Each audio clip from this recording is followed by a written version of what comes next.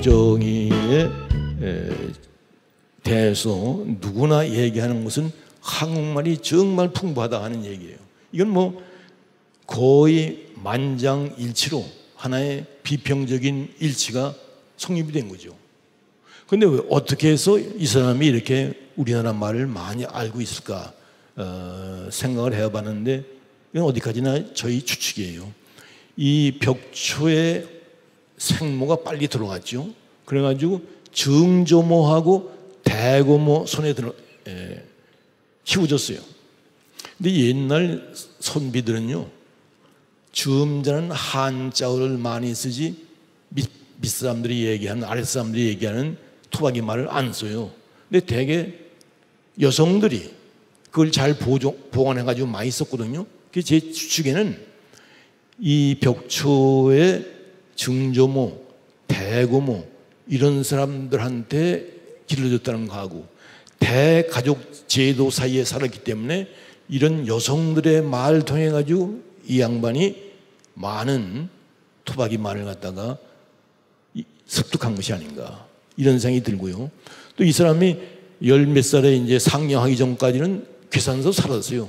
옛날에는 농촌이지 뭐 모든 이제 한국의 서울 아니고는 다 농촌 아니겠어요? 농촌에서 그냥 산 것이 아니라 농민들과 함께 살면서 농민들의 말을 갖다가 많이 들은 것이 아닌가. 그 예가 거기 나옵니다. 뭐라고 나오냐면 그 농민들을 가만히 관찰을 해보면 참 말을 잘 쓴다.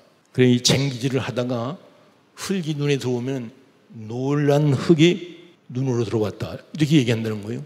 간단하지만은 재미있지 않느냐. 그런 얘기를 하고 농민들이 분홍색을 갖다가 미소하고 있는 빙글에 웃고 있는 분홍빛이라고 얘기한다는 거예요. 그 얘기를 들어보니까 과연 모든 색깔 가운데 미소 지고 있는 색깔은 분홍색이다. 이런 생각이 들었다는 거예요. 그러니까 농민들이 하는 예의 같은 걸 이 사람이 끄짐없이 보고 들은 거예요. 그 총기가 좋은 사람이니까 그런 말이 다 남아가지고 이렇게 다른 누구도 넘볼 수 없는 많은 어휘를 가지고 그것도 자유롭게 구사한 것이 아닌가. 이건 저희가 어디까지나 추측이지 뭐 객관적인 증거는 별로 없어요. 그러니까 대가족 제도 밑에서 특히 여성들에게 둘러싸여서 살았기 때문에 단순한 한자어뿐만 아니라 토박이어를 갖다가 많이 알게 되었다는 거하고 농민들과 같이 살았기 때문에 시골에 살았기 때문에 그로 인해서 역시 토박이 말을 많이 한 것이 아닌가. 저는 그런 생각이 들었어요. 이건 객관적인 증거는 아무것도 없고 하나의 심증이죠. 그런데 또 이렇게 심증이라고 하는 것이 맞는 경우도 많이 있잖아요. 저는 그렇게밖에 설명이 안 돼요. 왜냐하면 동시대에 다른 사람이 쓴 글을 읽어보면서 이렇게 많이 풍부한 그 언어 구사를 갖다가 경험할 수가 없어요. 그러니까 이 사람의 개인적인 총기, 지적인 호기심, 거기다가 지금 얘기한 대가족 제도 아래에서 여성들 밑에서 자랐다는 거, 또 농촌에 살았기 때문에 농민들이 말하는 것을 많이 들을 기회가 있었다는 거, 이것이 비밀이 아닌가 그런 생각이 듭니다. 여기 이제 그 임꺽정의 어휘가 풍부하다고 하는 것이 무엇을 의미하는가 하는 걸 얘기하기 위해서 제가 한번 읽어보겠어요. 이것은 거기 그 임꺽정의 7번째 권이 화적편 1번인데 화적편 1번에서 제가 이렇게 줄쳐놓은 거를 갖다 적었어요. 관군 막을 이야기를 낮에 중동무의하고 말지 않았습니까? 중동무의는 이게 중간에 끝이는 거. 요즘 안 쓰는 말이죠. 중동무의. 선선 거르는 사람이 누구인가? 잘못했다고 먼저 사과하게. 먼저 선수를 든 사람이 누구냐? 먼저 싸움을 거는 사람이 누구냐? 이런 얘기예요. 이 사람 보게 도망질할 사람이 하직 작변이 다 무언가?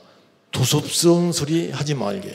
도섭스럽다고 하는 것은 주책 없이 수선을 떤다는 뜻이라고 해요. 이거 요즘 뭐 안 쓰는 말이기 때문에 여러분들이 알 수가 없죠. 졸개는 건공잡이로 벌떡 일어나며 곧 가서 짐짝을 짊어지려고 하였다. 건공잡이라고 하는 것은 괜히 허세를 부리는 거. 이놈이 나라는 씨앗을 누르지 않나. 아랫사람이 이런 사람이 은근히 놀리면서 사람을 갖다가 이렇게 하는 거, 이런 건 시가스럽다고 했어요. 죽을 거 이런 사람을 가엾이 생각 않고 웃기만 하더라니 아이고 잘구산이야. 이 잘구산이야라는 말은 우리말로 하면은 싸다 그런 얘기예요. 영어에 왜 it serves him right 이런 말 있잖아요. 그 친구 그래서 싸다. it serves him right 그거예요. 근데 이것도 이게 참 재미있는 말인데 완전히 없어졌어요. 잘구산이. 너같이 뱀뱀이 없는 놈은 생전 남의 짐이나 지고 다녔지 별조 없다. 별조 없다는 건 별 수 없다. 뱀뱀이라고 하는 것은 사전에 보면 매너즈, 예의 이런 것이 없다는 건데 가만히 보면 이건 배움이 없기 때문에 배운 게 없기 때문에 그런 것이 아닌가 저는 그렇게 생각을 해요. 뱀뱀이 없다. 여편네가 식전부터 들산을 놓았다. 들산은 등살. 공연히 수선 비우는 게 등살 아니에요? 욕을 왜 자청해서 먹으려고 그러세요? 하고 사살하듯 말하였다. 사살이라고 하는 것은 잔소리를 얘기하는 걸로 사전에 나와 있습니다.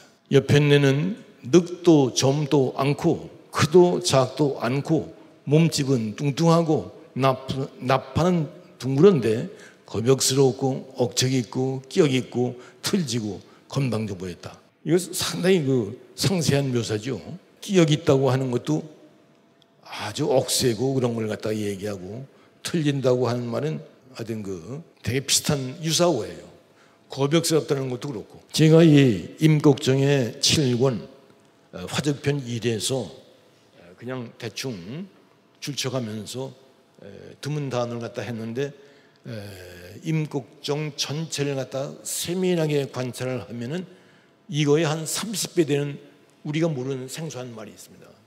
그래서 정말로 우리나라 말이 얼마나 풍부한가 하는 걸 알기 위해서는 한번 읽어보시길 여러분들이 바랍니다.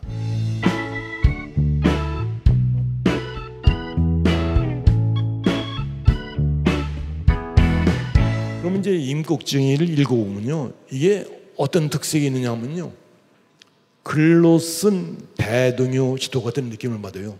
제주도 얘기가 나오면요, 제주도에서 자세하게 나와요. 제주도가 워낙 가난해가지고 간구해가지고 관공서까지 기와집이 없고 전부 다 초가집뿐이다. 그리고 여자들을 갖다가 부려먹고 남자들은 별로 일을 안 한다.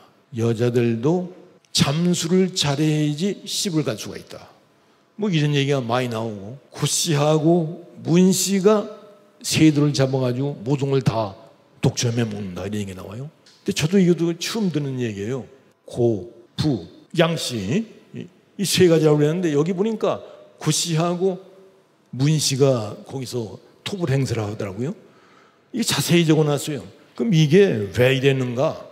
1920년대 한국에 조선주의라고 하는 것이 유행을 했어요. 이건 뭐냐면 우리가 조선을 잘 탐구해가지고 알려줘야 되겠다. 이런 기풍이 농후했어요. 그러니까 이 벽초가 이렇게 금강산 얘기, 제주도 얘기, 글로 쓴 대동요 지구처럼 한 것은 그 당시에 조선주의의 풍조와 같이 하면서 국민들로 하여금 우리나라의 지리에 관해서 좀 알게 하자. 근대 국가가 생겨난 후에 의무교육 같은 걸 실시하면서 모든 근대 국가가 강조한 것은 우리 민족이 얼마나 유구하고 훌륭한 역사를 가지고 있는가 하고 또 우리나라의 강토가 얼마나 아름다운가 이걸 얘기한 거예요. 그 다음에 이제 이 민족주의 성격을 가지고 있죠. 왜냐하면 한국 사람의 풍속이 다 거기 들어있어요. 의영제편에서 과고주라고 하는 친구가 나오잖아요. 이 과고주가 농민의 아들인데 장자는 곽 1주, 차자는 곽 2주, 3주, 4주, 다섯 번째 아들이기 때문에 곽 5주예요. 근데 조실부모를 했어요. 그리고 3주, 4주는 빨리 죽었어요. 그러니까 1주, 2주, 5주만 있는데 부모가 빨리 들어간 뒤에 형의 집에서 밥을 먹으려니까 눈칫밥이 심해요. 큰형 집에 있다가 형수한테 눈치 보기 싫어가지고 작은 형한테 갔더니 작은 형수는 더해요. 그러니까 이 사람이 집을 나와가지고 이제 머슴살이를 하는 거예요. 그런데 그 모슬림살이 하는 집 주인이 아들이 말하자면 그 약탈 결혼을 하죠.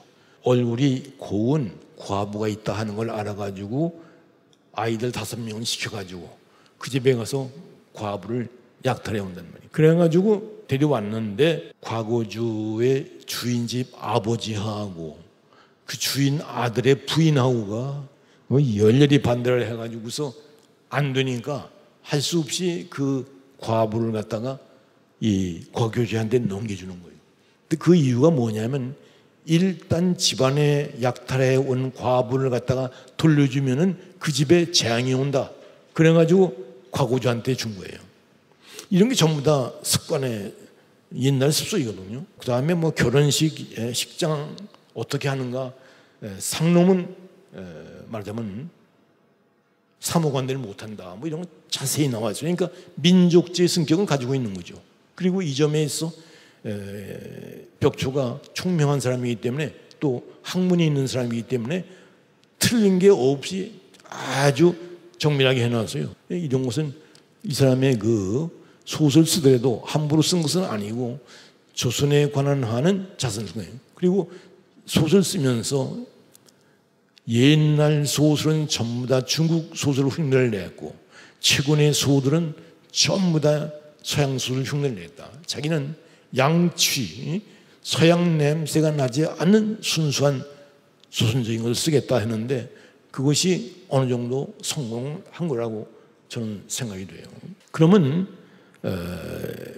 요약해서 얘기하면은 이 문학적인 성과 이런 걸 떠나서 임꺽정이가 보여주는 그런적인 전언이 뭐냐?